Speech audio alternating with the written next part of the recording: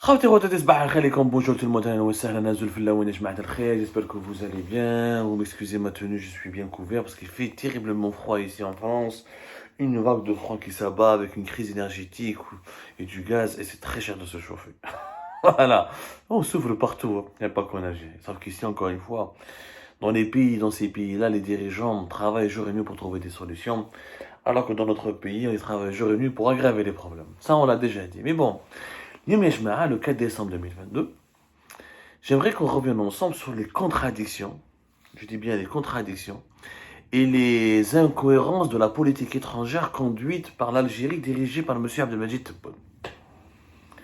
Déjà le roi de la Jordanie, Abdallah, il est venu depuis hier le 4 décembre avec une visite d'État importante, le roi de la Jordanie, Abdallah II, Abdallah II Ben Hussein, à l'invitation du président algérien Abdelmajid Tebboune, déroule un grand accueil, ou une visite d'État importante, ou ça permettra la relance de la coopération d'après de la tenue et de la coopération bilatérale entre les deux pays. Il prépare la tenue de la 9e session de la commission mixte entre les deux pays, où plusieurs accords entre les deux pays doivent être relancés et mis en œuvre sur le terrain, d'après M. Ramtana Mamara. Où il y a un branle-bas de combat autour de cette visite d'État de monsieur le roi de la Jordanie en Algérie. Alors, Abdallah II il a été reçu par Abdelmajid Tebboune à la présidence, déroulé un accueil officiel et un accueil chaleureux. Il a été accueilli aussi par la présidente de la République et s'est entretenu avec Abdelmajid Tebboune.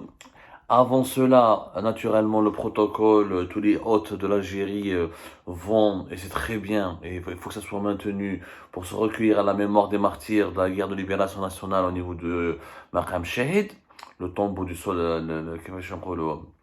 le mémorial pour les soldats qui ont sacrifié leur vie pour la guerre de libération nationale, Maqam Shahid. Avant cela,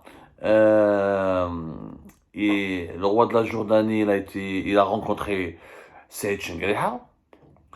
Mais j'ai pas فهمت انا سعيد شنقريحه وين يجي ان اوت étranger يروح يشوف سعيد شنقريحه والله ما فهمت هذه ما في وقت بوتفليقه هذه ما كناش نشوفوها والله ما كنا نشوفوها نحكوا عليها نوتر ايميسيون ابري جو كومبرون با انا سعيد شنقريحه واش دخلوا في لو روا دو لا جوردان واش راح له هو جو با سي با لو روا دو لا جوردان نورمالمون لو شيف d'état-major de l'armée jordanienne rencontre le chef d'état-major de l'armée algérienne.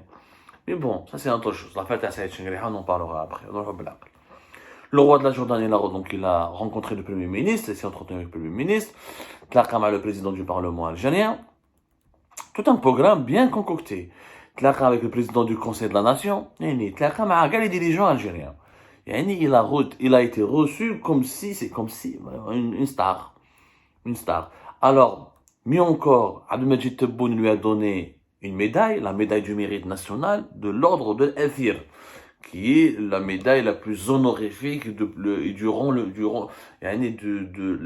le plus élevé, le plus honorifique, le plus prestigieux de la République algérienne. Donc il a été décoré officiellement par Abdelmajid Tebboune.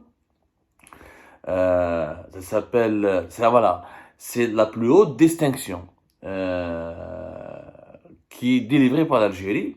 مقبل ثاني apparemment monsieur le roi Abdallah II Ben Hussein a lui aussi décoré Abdelmajid Tebboune. Il lui a donné une médaille, ça s'appelle apparemment, comment s'appelle la médaille, l'ordre suprême de la reconnaissance. Il lui a aussi offert une médaille, donc ils se sont auto-décorés tous les deux. Ça, on trouve ça que dans le monde arabe, hein? Un président qui décore un autre. C'est quoi la relation? Où je der Abdallah II, où je der Abdelmajid Tebboune pour recevoir des décors, des médailles, etc. Ils ont gagné des guerres, ils ont sauvé l'humanité, ils ont fait reculer la pandémie de la Covid-19, ils ont inventé le vaccin ils ont inventé des vaccins, ils ont trouvé des solutions à la crise économique mondiale. Mais ça c'est très arabe. Un peu comme les pays sous-développés. Bon. L'accueil chaleureux, les photos, la cérémonie en grande pompe, tout le luxe de Abdelmajid Tebboune, il a voulu épater son invité, tout a été préparé, soigneusement préparé, pour que le roi Abdallah II se sente bien là chez lui, valorisé, honoré, bien traité, bichonné, choyé, etc. quel est l'objectif de cette visite? Mais parce que les rapports économiques entre la Jordanie et l'Algérie sont très minimes. La Jordanie, avec tout le pays que j'ai pour ce respect, tout le respect que j'ai pour ce pays que j'ai visité, j'ai été à Amman, c'est un pays intéressant, c'est un petit pays qui profite essentiellement, je le dis bien, qui profite essentiellement de l'instabilité des pays voisins. La Jordanie, ya jma'a, c'est un pays d'une population. Déjà, la Jordanie, ça dépasse même pas 10 millions en tout cas, même pas. Voilà, 10 millions exactement, 10 millions d'habitants. Dans la majorité, sont dans beaucoup d'étrangers. 4 millions de Palestiniens facilement, plus des Syriens, plus des Irakiens. En fait, la Jordanie, elle est stable, elle a réussi à se développer, est en train de réussir de se développer grâce en attirant l'élite des autres pays voisins qui sont plongés dans des guerres, dans des crises internes. Beaucoup d'hommes d'affaires syriens, irakiens ont investi en Jordanie, ont transféré leur fortune en Jordanie, se sont installés en Jordanie. La Jordanie, c'est un pays très stable. C'est très stable, c'est un beau pays à visiter. Beau pays, entre guillemets, il faut aller vraiment du côté de la mer Morte, Petra, etc. Ils ont des sites historiques, c'est un désert. C'est vraiment un désert. Hein. C'est pas le Liban, c'est pas un pays, c'est pas comme les pays du Golfe. C'est beaucoup moins joli, beaucoup moins fort que la Syrie. Mais c'est un pays qui a réussi à se stabiliser et avec une monarchie plus ou moins tolérante, ouverte, avec quelques pratiques dictatoriales, mais ça n'a rien à voir avec l'absolu, avec la monarchie, les monarchies absolutistes de l'Arabie Saoudite, ou des Émirats, ou des autres pays du Golfe.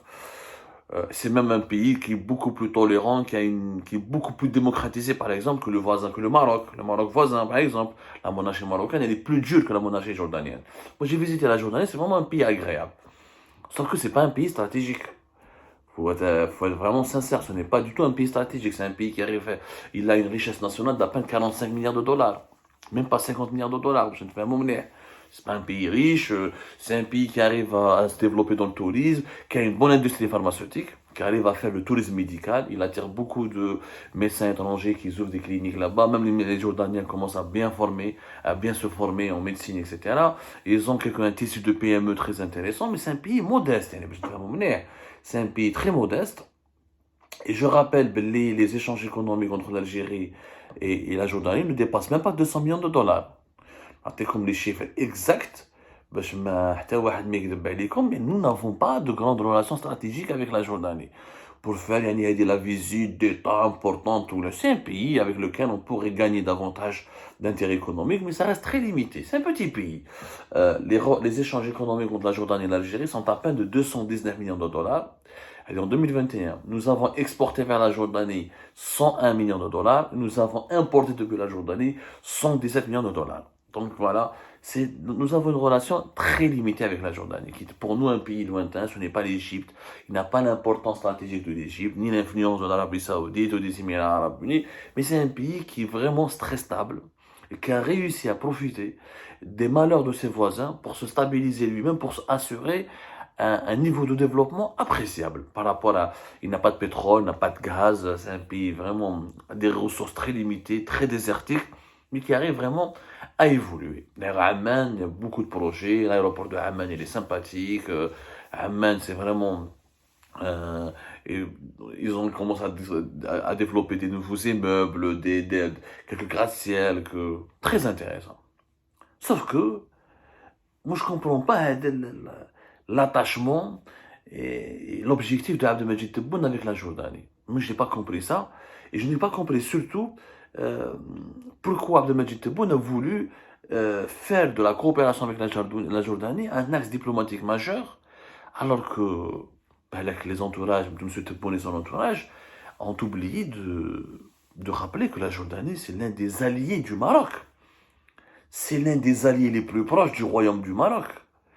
C'est l'un des pays arabes qui a reconnu rapidement la marocanité du Sahara occidental et qui a ouvert un consulat général au Sahara occidental et qui ne reconnaît pas du tout le Polisario, qui ne reconnaît pas du tout la question du Sahara occidental.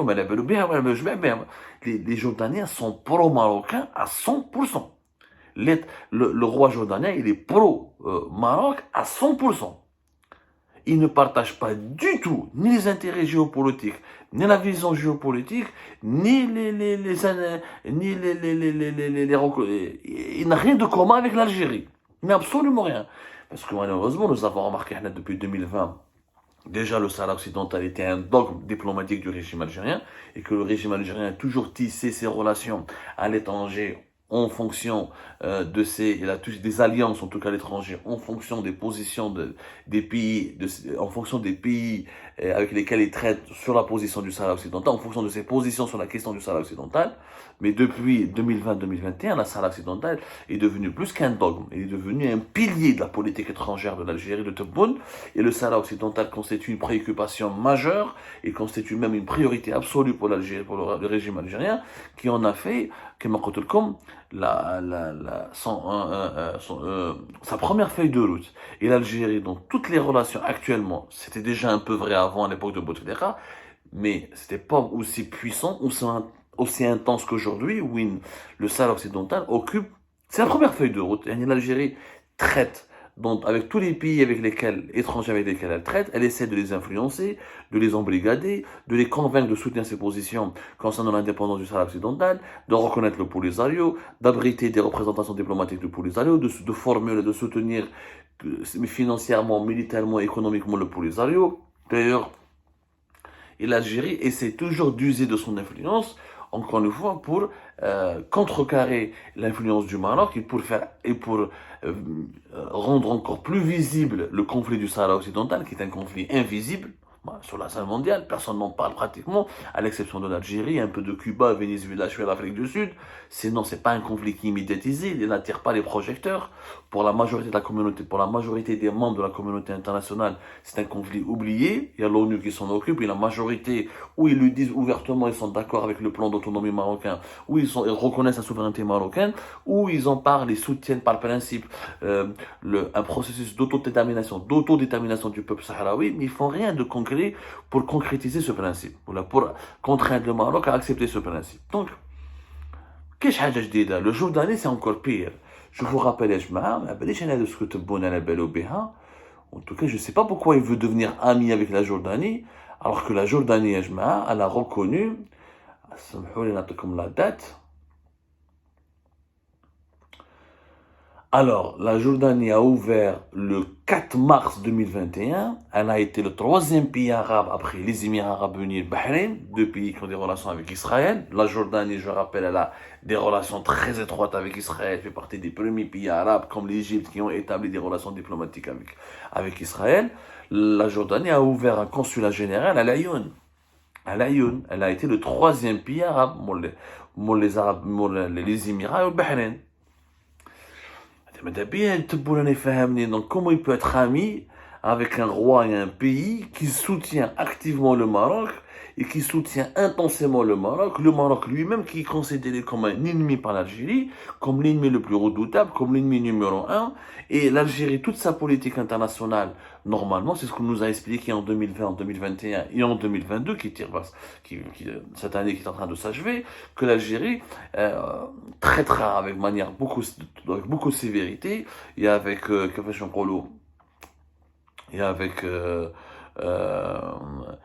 beaucoup de sévérité, voilà, qui traitera avec beaucoup de rudesse et toutes les parties qui seront associées ou alliées du Maroc. Parce que l'Algérie accuse le Maroc d'avoir financé des mouvements terroristes, accuse le Maroc d'avoir brûlé les feux de forêt, accuse le Maroc de comploter contre la sécurité nationale de l'Algérie, accuse le Maroc de déstabiliser la région. Et bien le roi de la Jordanie est son meilleur allié. Et l'un de ses meilleurs alliés, pire encore, le 19 septembre voilà, 2022, l'ambassadeur de la Jordanie à New York auprès des Nations Unies, il a reconnu que la question du Sahara marocain était il a reconnu le Sahara marocain. Il a un caractère, le plan marocain pour le Sahara, il a un caractère sérieux et réaliste, et que l'autonomie prônée par le Maroc était la meilleure solution. Donc, il est où la Jordanie est alliée du Maroc. ما كاين حتى يعني problème بين le Maroc et la Jordanie. Ils sont alliés. Alors que Tebboune nous explique pourquoi et comment il veut travailler ou approfondir ses relations avec la Jordanie, qu'est-ce que l'Algérie va gagner? Elle va changer, l'Algérie va influencer la Jordanie pour qu'elle change de position vis-à-vis de la question du Sahara occidental. C'est pas crédible, c'est pas crédible. C'est pour vous dire que Tebboune, l'hostilité permanente à l'égard du Maroc et la question du Sahara occidental n'est qu'un instrument entre ses mains pour mater l'opinion publique nationale, pour faire peur aux Algériennes et aux Algériens, pour terrifier les Algériennes et les Algériens et pour les maintenir dans un climat de guerre permanent afin de les pousser, de les contraindre à renoncer à toutes les libertés publiques et individuelles. C'est tout. Il n'y a aucune sincérité, ni noblesse, ni objectivité dans la politique anti-marocaine conduite en ce moment par l'État algérien. Et la visite du roi de la Jordanie, l'un des meilleurs alliés du Maroc en Algérie, le confirme amplement.